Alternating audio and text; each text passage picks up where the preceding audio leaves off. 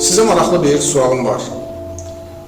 Əksər vaxtlarda biz kişilər sevgili olduğumuz vaxtda, nişanlı olduğumuz vaxtda qadınlara yalvar-yaxar edirik, nazını çəkirik.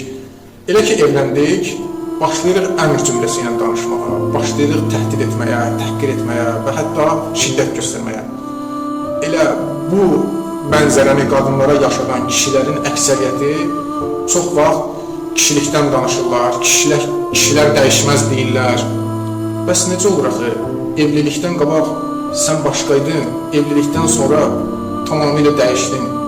Əgər kişi dəyişməzsə, niyə evlilikdən qabaq yalvar-yaxar, yumuşaq, mülayim rəftar edirsən? Evlilikdən sonra isə başlayırsan dəyişməyə. Bəs kişilər dəyişməzdi, kişinin sözü, üzü bir olacaqdı. Nə oldu bəs? Niyə dəyişdin? Bu haqda sizin fikirlərinizi də bilmək istəyirəm. Şərhlərinizi maraqla oxuyacağım.